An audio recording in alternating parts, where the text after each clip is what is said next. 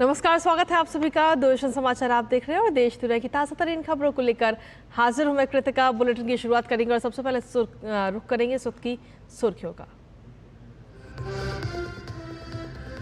प्रधानमंत्री नरेंद्र मोदी आज झारखंड को देंगे 6 वंदे भारत ट्रेनों की सौगात। टाटानगर में कई विकास परियोजनाओं के शिलान्यास के साथ ही राष्ट्र को समर्पित करेंगे अनेक विकास कार्य।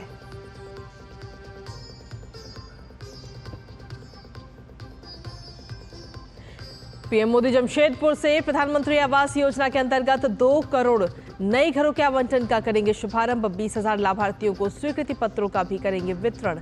रोड शो के साथ ही एक जनसभा को भी करेंगे संबोधित।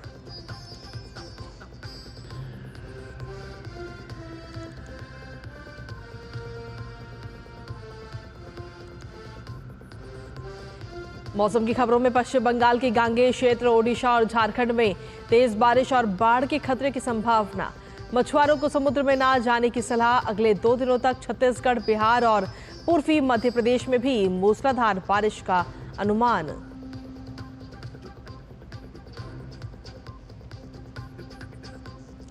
देश के लोक सेवा प्रसारक दूरदर्शन की आज 65वीं वर्षगांठ। 15 सितंबर 1959 को शुरू हुआ दूरदर्शन आज दुनिया के सबसे बड़े टेलीविजन नेटवर्क में से एक। दूरदर्शन से ही शुरू होती है भारत में टेलीविजन की कहानी।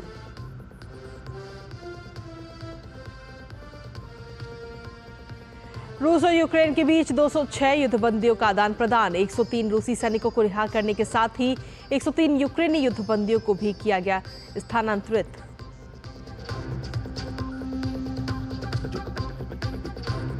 खेल की खबरों में डायमंड लीग फाइनल में चैंपियन बनने से 1 सेंटीमीटर के अंतर से चूके नीरज चोपड़ा। 87.86 मीटर के बेस्ट थ्रो के साथ नीरज ने हासिल किया दूसरा स्थान। ग्रेनेडा के एंडरसन पीटर्स रहे पहले स्थान पर।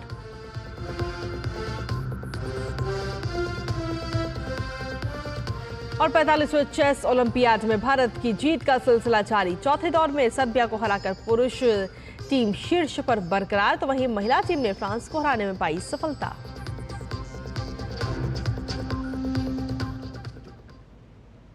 तो ये थी सुबह की सुर्खियां और सुर्खियों के बाद अब खबरों में विस्तार से बात करेंगे। प्रधानमंत्री नरेंद्र मोदी आज झारखंड के दौरे पर रहेंगे और इस दौरान प्रधानमंत्री 6 वंदे भारत ट्रेनों की सौगात देश को देंगे।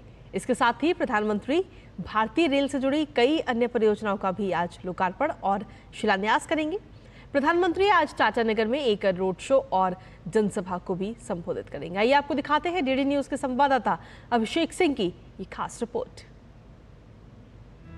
15 सितंबर झारखंड के लिए एक ऐतिहासिक दिन बनने जा रहा है। इस दिन प्रधानमंत्री नरेंद्र मोदी इस्पात नगरी के नाम से मशहूर टाटानगर से 6 वंदे भारत ट्रेनों को हरी झंडी दिखाकर रवाना करेंगे। ये वंदे भारत ट्रेनें टाटानगर से पटना, ब्रह्मपुर से टाटानगर, राउरकेला से हावड़ा, देवघर से वाराणसी, भागलपुर से हावड़ा और गया से हावड़ा के बीच चलेंगी। देश भर में फिलहाल 106 वंदे भारत ट्रेनें चल रही हैं और अब इन 6 और नए वंदे भारत ट्रेनों की शुरुआत से झारखंड, पश्चिम बंगाल, बिहार, उड़ीसा और उत्तर प्रदेश में रेल कनेक्टिविटी और बेहतर हो जाएगी। इसके साथ ही प्रधानमंत्री नरेंद्र मोदी टाटानगर रेलवे स्टेशन की पुनर्विकास परियोजनाओं का भी अवलोकन करेंगे। प्रधानमंत्री नरेंद्र मोदी झारखंड की कई महत्वपूर्ण रेल परियोजनाओं को राष्ट्र को समर्पित करेंगे और शिलान्यास करेंगे। इनमें मधुपुर बाईपास का शिलान्यास और हजारीबाग टाउन कोचिंग डिपो का शिलान्यास भी शामिल है। प्रधानमंत्री मोदी 24.4 किलोमीटर लंबी कुरकुरा कानारोवा रेल लाइन दोहरीकरण परियोजना और 4 अंडरपास को भी राष्ट्र को समर्पित करेंगे। कॉमर्शियल एक्सप्लॉयटेशन के लिए भी हम लोगों ने कई जगह चिन्हित किया है, जो आगे चल के उसको कॉमर्शियली एक्सप्लॉयटेशन के लिए किया जाएगा। सर्कुलेटिंग एरिया को भी हम लोग इम्प्रूव कर रहे हैं। इसके साथ ही दोनों स्टेशन बिल्डिंग को 36 मीटर वाइड रूफ प्लाजा से जोड़ेंगे, जिसके ऊपर भी एक्सीलेटर, लिफ्ट, ये सब की व्यवस्थाएं रहेंगी। डबलिंग ऑफ लाइन की बात हो या फिर 100% इलेक्ट्रिफिकेशन की बात की हो या फिर इसके साथ साथ स्टेशंस के रीडेवलपमेंट, यात्री सुविधाओं की करके हो। अब जब झारखंड से प्रधानमंत्री 6 वंदे भारत ट्रेन की शुरुआत करेंगे तो यहाँ के यात्रियों को न सिर्फ समय की बचत होगी बल्कि यहाँ पर जो है इसके कारण सर्विस, बिजनेस और इंडस्ट्रियल जो सेक्टर है उसमें भी काफी ग्रोथ देखने को मिलेगा। प्रधानमंत्री नरेंद्र मोदी जमशेदपुर से देशवासियों को केंद्र सरकार की कल्याणकारी योजनाओं के तहत 2 करोड़ नए घरों के आवंटन का शुभारंभ भी करेंगे। प्रधानमंत्री आवास योजना के तहत झारखंड के लगभग 20,000 लाभार्थियों को स्वीकृति पत्रों का वितरण भी करेंगे और 5 करोड़ रुपए से अधिक की धनराशि सीधा लाभार्थियों के बैंक अकाउंट में सिंगल क्लिक के जरिए ट्रांसफर करेंगे। इसके साथ साथ प्रधानमंत्री टाटा नगर में एक रोड शो करेंगे और एक विशाल जनसभा को भी संबोधित करेंगे। प्रधानमंत्री जी का संकल्प है हर गरीब का पक्का मकान। उन्होंने चुनाव के पहले घोषणा की थी कि 2 करोड़ पक्के मकान ग्रामीण क्षेत्रों में और 1 करोड़ शहरी क्षेत्रों में बनाए जाएंगे। मुझे बताते हुए प्रसन्नता है कि इस साल 1,13,195 मकान उन्होंने झारखंड के गरीब बहनों और भाइयों के लिए स्वीकृत किए हैं। निश्चित तौर पर प्रधानमंत्री के इस दौरे से न सिर्फ टाटा नगर बल्कि पूरे झारखंड को फायदा मिलेगा और झारखंड से अन्य राज्यों के बीच कनेक्टिविटी भी मजबूत होगी। देवघर बाबा बैजनाथ ज्योतिर्लिंग से वाराणसी काशी विश्वनाथ ज्योतिर्लिंग तक अब श्रद्धालु नए भारत की नई पहचान वंदे भारत से कम समय में और विश्व स्तरीय सुविधाओं के साथ यात्रा का आनंद उठा सकेंगे। अभिषेक सिंह की रिपोर्ट, डीडी न्यूज, टाटानगर। वहीं प्रधानमंत्री के आज के इस कार्यक्रम से पहले हमारे संवाददाता अभिषेक सिंह ने बात की दक्षिण पूर्व रेल महाप्रबंधक अनिल मिश्रा से। क्या कुछ कहना है आज के इस पूरे कार्यक्रम को लेकर, आइए आपको सुनाते हैं। प्रधानमंत्री नरेंद्र मोदी रविवार को झारखंड के टाटा नगर से 6 वंदे भारत ट्रेन को फ्लैग ऑफ करेंगे और रेल से संबंधित कई परियोजनाओं की शुरुआत भी करेंगे। हमारे साथ है दक्षिण पूर्व के महाप्रबंधक अनिल कुमार मिश्रा जी। उनसे हम जानते हैं कि क्या क्या कार्यक्रम है प्रधानमंत्री जी का और कौन कौन सी जो ट्रेन है यहाँ से वो रवाना कर रहे हैं। सर, दूरदर्शन न्यूज़ से बातचीत के लिए आपका शुक्रिया। प्रधानमंत्री का कल सर क्या कार्यक्रम है, क्या फ्लैग ऑफ? आदरणीय प्रधानमंत्री कल टाटा नगर स्टेशन के प्लेटफॉर्म 1 से टाटा पंडा वंदे भारत का फ्लैग ऑफ करेंगे, जो कल 10:15 पर शेड्यूल है। और ये टाटा इंडस्ट्रियल बेल्ट को पटना से जोड़ेगी, जो दूरी 7 घंटे 15 मिनट में ये ट्रेन तय करेगी। और इसका स्टॉपेज भी इस रास्ते में पड़ने वाले महत्वपूर्ण स्टेशनों पर है। इसके अलावा और 6 वंदे भारत का भी फ्लैगिंग आप आदरणीय प्रधानमंत्री जी करेंगे। इसके साथ ही रेलवे के अन्य प्रोजेक्ट का भी यहाँ पे शिलान्यास एवं उद्घाटन करेंगे। अमूमन सर कितना समय लग जाता है टाटा से पटना जाने में अन्य ट्रेन से? इस ट्रेन से कितना समय की बचत होगी और कितने कोच का ये कंपार्टमेंट होगा, कौन कौन से क्लास होंगे? पटना से टाटा से पटना जाने वाली जो हमारी मेल एक्सप्रेस ट्रेनें हैं सामान्यतः वो 10 से 11 घंटे लेती हैं और यह ट्रेन 7 घंटे 15 मिनट में पहुंच जाएगी। तो जो हमारे पैसेंजर्स हैं उनको करीब 3 घंटे से ऊपर का समय में बचत होगा। बताया जा रहा है कि टाटा नगर स्टेशन का भी रीडेवलपमेंट होने जा रहा है, प्रधानमंत्री उसकी भी शुरुआत करेंगे, इसके बारे में कुछ बताएंगे? टाटा नगर एक मेजर इंडस्ट्रियल एरिया है और एक मुख्य साउथ ईस्टर्न रेलवे का स्टेशन है। स्टेशन रीडेवलपमेंट का ऑलरेडी प्रधानमंत्री जी ने शिलान्यास किया हुआ है और ये 347 करोड़ में स्टेशन बिल्डिंग और बाकी जो पैसेंजर अम्यूनिटीज के आइटम यहाँ रीडेवलप होंगे और एक भव्य स्टेशन बिल्डिंग यहाँ पे बनेगी। सर, अंतिम सवाल, झारखंड के लिए पिछले कुछ वर्षों में देखा जाए 8-10 वर्षों में रेलवे का कितना फोकस रहा है, कितना काम किया गया है? नहीं, रेलवे ने झारखंड के लिए को डेवलप करने के लिए काफ़ी प्रोजेक्ट्स एग्जीक्यूट किए हैं। जैसे मैं बतलाना चाहूँगा कि झारखंड का संपूर्ण जो रेलवे नेटवर्क है 100% इलेक्ट्रीफाइड है।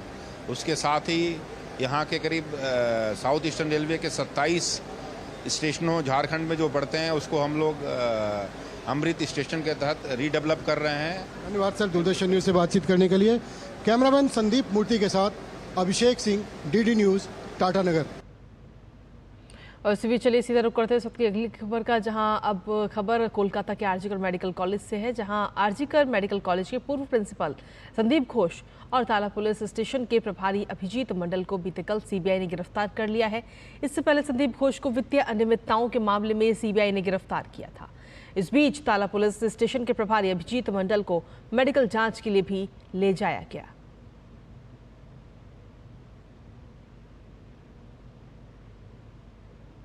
अगली खबर उत्तर प्रदेश के मेरठ जिले से, जहां लोहिया नगर इलाके में एक बड़ा हादसा हो गया। यहां एक 3 मंजिला इमारत के ढह जाने से 7 लोगों की मौत हो गई है। मेरठ के जिलाधिकारी दीपक मीणा ने बताया कि घटना के वक्त इमारत में एक ही परिवार के करीब 15 लोग वहां मौजूद थे। एनडीआरएफ और एसडीआरएफ समेत बचाव दलों ने मलबे से 12 लोगों को बाहर निकाला, जिनमें से 7 लोगों की मौत की पुष्टि हुई है। हालांकि परिवार के 3 अन्य सदस्य अभी भी मलबे के नीचे फंसे हुए हैं, जिसके लिए बचाव अभियान जारी है। और इस मकान के सबसे नीचे वाले एरिया में एक डेयरी थी, जिसमें पशुओं के दब जाने की भी सूचना मिली है। मुख्यमंत्री योगी आदित्यनाथ ने घटना का संज्ञान लिया है और बचाव अभियान की निगरानी कर रहे हैं। और आज दूरदर्शन की स्थापना के 65 साल पूरे हो रहे हैं। 15 सितंबर 1959 को शुरू हुआ दूरदर्शन दशकों से लोगों का मनोरंजन करता आ रहा है। आइए एक नजर डालते हैं दूरदर्शन के अब तक के इस बेहद ही खास सफर पर।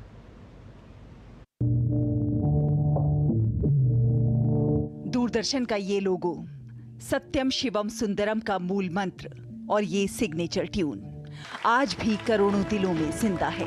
भले ही आज टीवी चैनलों और कार्यक्रमों की बाढ़ आ गई हो, लेकिन दूरदर्शन की पहुंच का मुकाबला करना अभी भी किसी के बस की बात नहीं है। दूरदर्शन आज दुनिया के सबसे बड़े टेलीविजन नेटवर्क में से एक है। भारत में टेलीविजन के इतिहास की कहानी भी दूरदर्शन से ही शुरू होती है।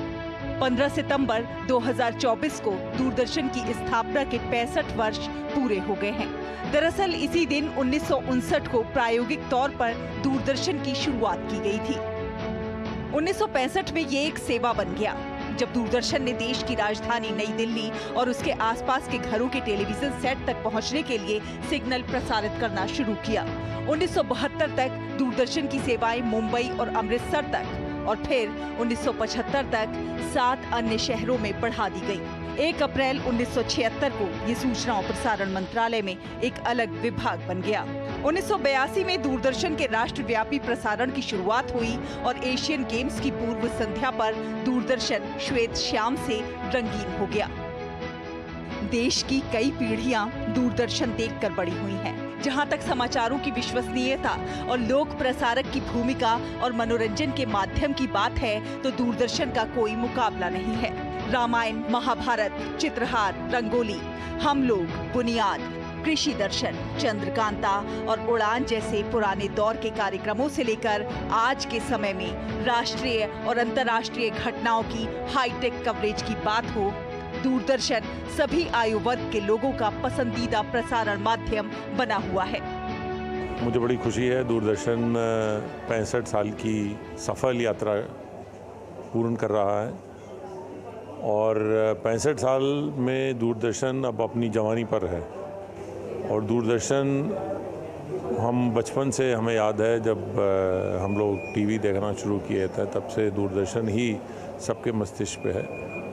और दूरदर्शन की जो अब की यात्रा है, उसमें जो पुराने यादें हैं, पुरानी यात्राएं हैं, उनको भी सामने लाकर और दूरदर्शन को अपने पुराने ग्लोरी में हमको लाना है। जहां तक स्वास्थ्य, शिक्षा और महिला सशक्तिकरण जैसे विषयों पर कार्यक्रमों का सवाल है, ये देश के सामाजिक आर्थिक ताने बाने को समृद्ध बनाने में भी बड़ा योगदान कर रहा है। दिन प्रतिदिन दूरदर्शन दर्शकों की संख्या के मामले में नए रिकॉर्ड बना रहा है। स्वतंत्रता दिवस समारोह हो या गणतंत्र दिवस परेड, दूरदर्शन के प्रसारण का कोई जवाब ही नहीं। भारत की आबादी का एक बड़ा हिस्सा ऐसा है जिसने पहली बार स्क्रीन देखी तो दूरदर्शन देखा। ऑडियंसेस की सेवा करने के लिए, उनको नया नया कंटेंट देने के लिए, उनको जानकारी देने के लिए, उनका मनोरंजन करने के लिए दूरदर्शन जैसे पहले कृत संकल्प था, वैसे ही आज भी है। सब मिलजुल करके मनाएं। DD@65 देश का अपना चैनल, देश का पहला चैनल। दूरदर्शन ने अकेले हमें इतना कुछ दिया है कि आज के 100 चैनल भी मिलकर नहीं दे सकते। उसकी विश्वसनीयता ही उसकी USP है। दूरदर्शन ने समय के साथ नई प्रौद्योगिकी को अपनाया है। नए लुक, नए कलेवर के साथ दूरदर्शन एक नए रूप में दर्शकों के सामने हाजिर है। डिजिटल प्लेटफॉर्म पर भी दूरदर्शन ने तेजी से जगह बनाई है। ब्रेकिंग न्यूज देने की होड़ के दौर में भी दूरदर्शन ने सटीक, विश्वसनीय और ताजा जानकारी देने की अपनी परंपरा को कायम रखा है। 65 साल का लंबा सफर तय करते हुए दूरदर्शन आज दुनिया के सबसे बड़े लोक प्रसारकों में से एक बन चुका है और राष्ट्र निर्माण में अपनी अहम भूमिका निभा रहा है। इसीलिए दूरदर्शन है भरोसा भारत का। दिल्ली से शहला निगार की रिपोर्ट, DD न्यूज। वहीं तेरी दीवानी हो या फिर अल्लाह के बंदे, हर कोई इन सूफी कलाम का कायल है। इन गानों के गायक कैलाश खेर ने एक से बढ़कर एक शानदार गाने गाए हैं और दूरदर्शन की 65वीं सालगिरह के मौके पर पद्मश्री कैलाश खेर से DD न्यूज ने खास बातचीत की है। क्या कुछ कहना है कैलाश खेर का, आपको सुनाते हैं।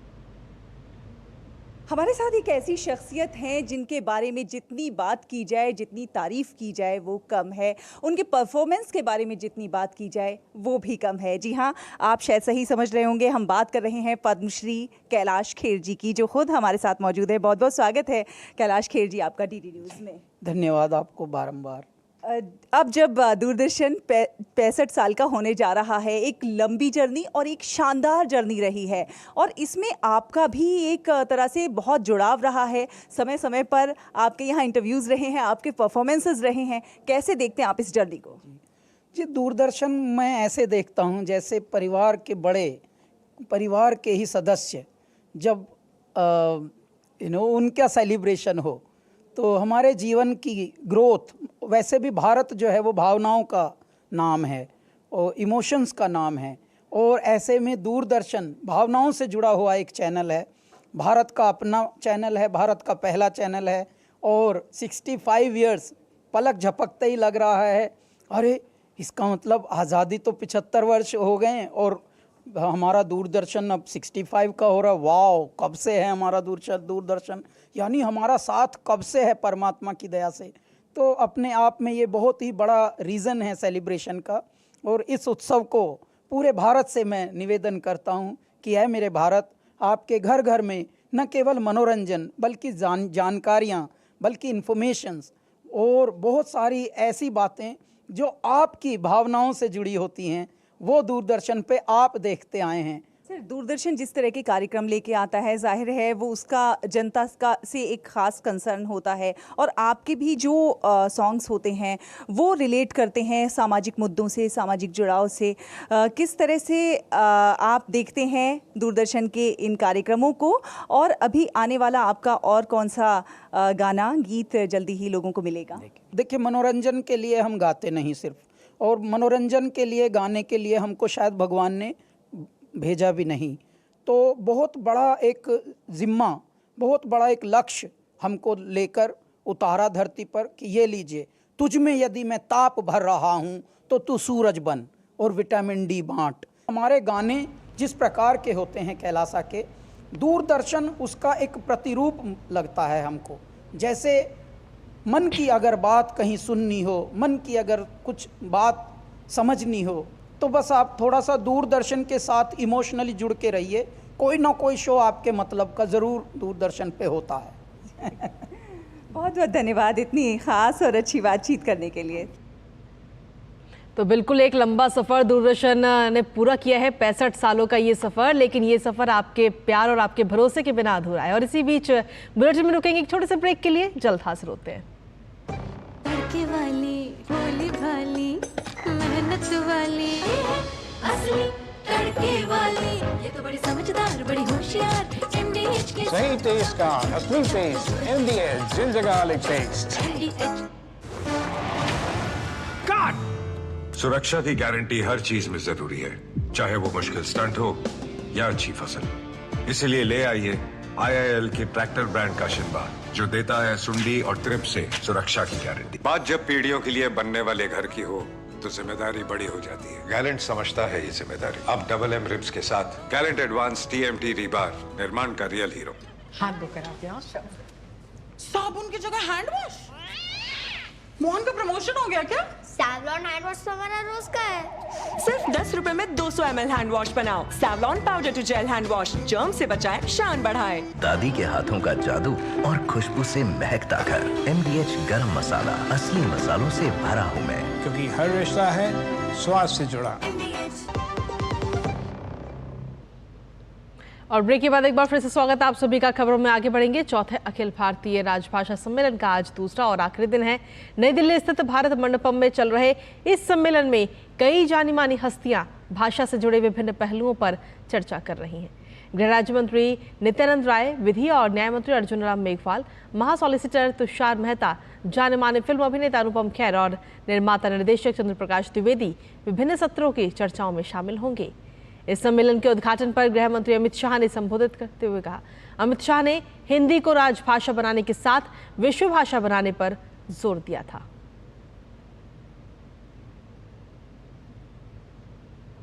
और खबरों में आगे बढ़ते हुए बात अब मौसम की करते हैं, जहां देश के अलग अलग हिस्सों में बारिश का दौर लगातार जारी है। मौसम विभाग ने आज पश्चिम बंगाल के गांगेय क्षेत्र, छत्तीसगढ़, ओडिशा और झारखंड में तेज बारिश और बाढ़ के खतरे की संभावना व्यक्त की है।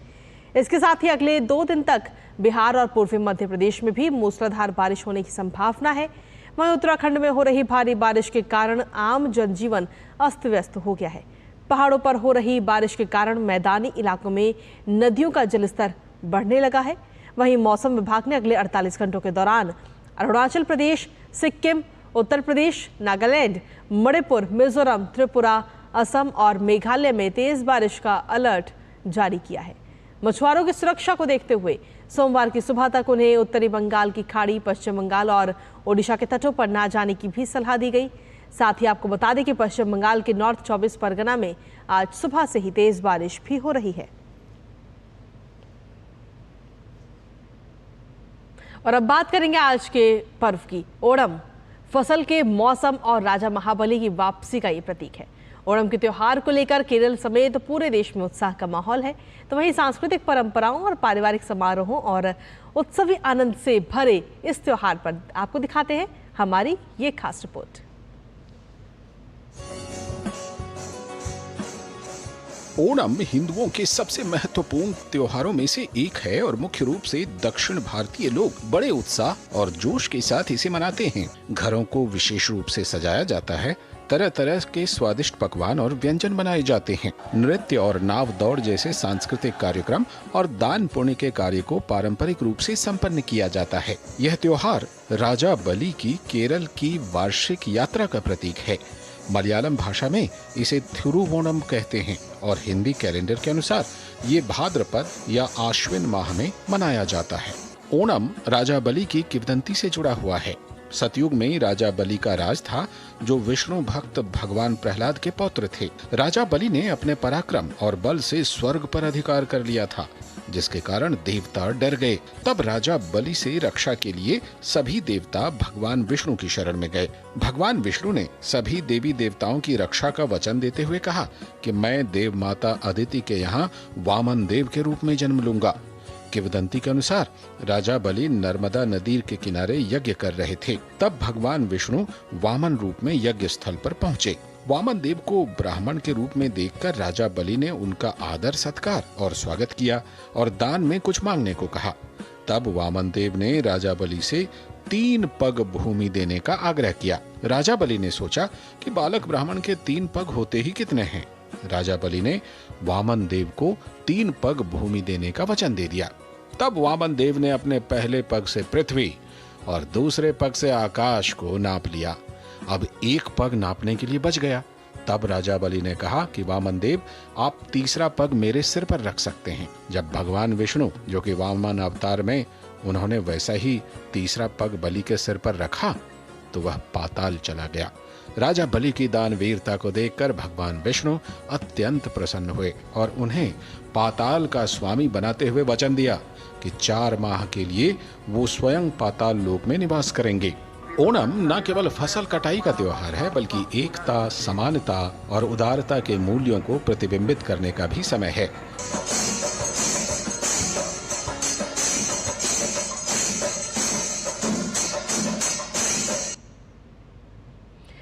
और चलिए खबरों में आगे बढ़ते हुए बात अब खेल की खबरों की करेंगे, जहां पेरिस ओलंपिक के रजत पदक विजेता भारत के नीरज चोपड़ा को 2024 के डायमंड लीग फाइनल में दूसरे स्थान से संतोष करना पड़ा।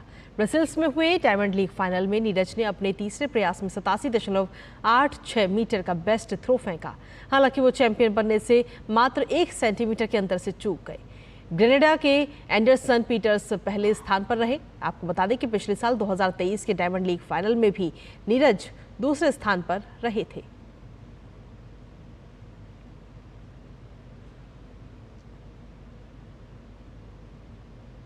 वहीं हाल ही में संपन्न हुए पेरिस पैरालंपिक में भारतीय टीम ने बेहतरीन प्रदर्शन किया है। भारतीय पैरालंपिक समिति के अध्यक्ष देवेंद्र झाझड़िया को भी इस बात की बेहद खुशी है कि उन्होंने पेरिस पैरालंपिक में 25 पदक का आंकड़ा जो है वो पार करने में जो बात कही थी वो सही साबित हुई है। देवेंद्र झाझड़िया से खास बात की है हमारे संवाददाता सुचित्रा ने, तो आपको छोड़ के जाते हैं इस खास बातचीत के साथ और इसी के साथ मुझे और हमारी टीम को दीजिए अनुमति। नमस्कार। पेरिस पैरालंपिक में भारत का ऐतिहासिक प्रदर्शन देखने को मिला और इस वक्त हमारे साथ हैं वो व्यक्ति जिन्हें सबसे ज़्यादा भरोसा था कि भारतीय दल ये ऐतिहासिक प्रदर्शन करने में कामयाब रहेगा। पैरालंपिक कमेटी ऑफ इंडिया के अध्यक्ष देवेंद्र झाझड़िया जी। देवेंद्र जी, आप पहले इंसान थे जिन्होंने सबसे पहले कहा था कि 25 का आंकड़ा पार करेंगे और सत्य वचन साबित हुए, आपकी ज़ुबान से निकले हुए वो शब्द। यहीं पे हमारी सेंड ऑफ सेरेमनी थी। मैंने जब बोला था कि अब की बार 25 से ज़्यादा मेडल जीतेंगे, थोड़ा सा मीडिया को डाउट था कि देवेंद्र जी प्रेसिडेंट तो हो आप, लेकिन एक खिलाड़ी हो, आपका स्टेटमेंट बहुत मायने रखा जाता है, डेकोरेटेड एथलीट हो आप। मैंने कहा मैं जिम्मेवारी के साथ बोल रहा हूँ और हम टॉप 20 मेडल टैली में रहेंगे। आज हम 29 मेडल जीत के आए हैं, खास करके 7 गोल्ड, 9 सिल्वर, 13 ब्रॉन्ज, और मेडल टैली में हम 18वें नंबर पे रहे। आज ये इतिहास हुआ है, दुनिया में एक बहुत बड़ा मैसेज गया है कि भारत अब स्पोर्टिंग कंट्री बन गया है। भाई टॉप 20 से नीचे आना, आप स्पोर्टिंग कंट्री बन गया है। इसके पीछे बहुत से लोगों का हाथ है। सबसे पहले मैं जो खिलाड़ियों के लिए और ख़ास करके दिव्यांगों के लिए हमेशा समर्पित रहने वाले व्यक्ति का नाम लूँगा, माननीय प्रधानमंत्री नरेंद्र मोदी जी। उन्होंने हमें इतना हौसला दिया लास्ट 10 साल में, मैं कहूँ ऐसी ऐसी स्कीमें लेके आए पैरा स्पोर्ट्स के लिए और हमें महसूस करवाया कि आपके साथ मैं हूँ, आपके साथ सरकार है। उसी हौसले से हमने तैयारी की। रियो में हमने 4 मेडल जीते, टोक्यो में 19, अब 50% बढ़ाते हमने 29 मेडल जीते हैं। यह बहुत बड़ी बात है। मैं प्रधानमंत्री जी को बहुत बहुत धन्यवाद देता हूं सभी खिलाड़ियों की तरफ से। उनके दिल में एक बहुत बड़ी उनके प्रति भावनाएं हैं। भावना इसलिए है क्योंकि उन्होंने काम किया है, दिव्यांगजनों को उन्होंने हौसला दिया है, सुविधाएं दी हैं, और मैं सभी देशवासियों को भी बहुत बहुत बधाई देता हूँ।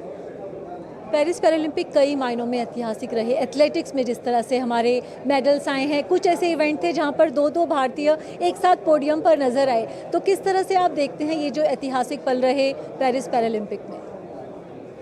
विशेषकर एथलेटिक्स भारत का बहुत अच्छा रहा। आज दुनिया मानता है 2 गेम हमारे पास ऐसे हो गए हैं, हाई जंप और जेवलिन। जेवलिन में हमने 4 मेडल जीते हैं और हाई जंप में 4 मेडल जीते हैं। तो जब हाई जंप और जेवलिन में जब इंडिया की किट पे आता है ना कोई, तो वो फील करता है कि ये मेडल जीतेगा। बहुत बहुत शुक्रिया हमसे बात करने के लिए। तो पैरालंपिक कमेटी ऑफ इंडिया के अध्यक्ष देवेंद्र झाझड़िया, जिन्हें पूरा यकीन था कि भारत पेरिस पैरालंपिक में 25 पदक का आंकड़ा पार करेगा और अब उन्हें यही उम्मीद है कि यहाँ से ये कारवां इसी तरह आगे बढ़ता जाएगा। कैमरा पर्सन मनमोहन के साथ सुचित्रा, DD न्यूज़, दिल्ली।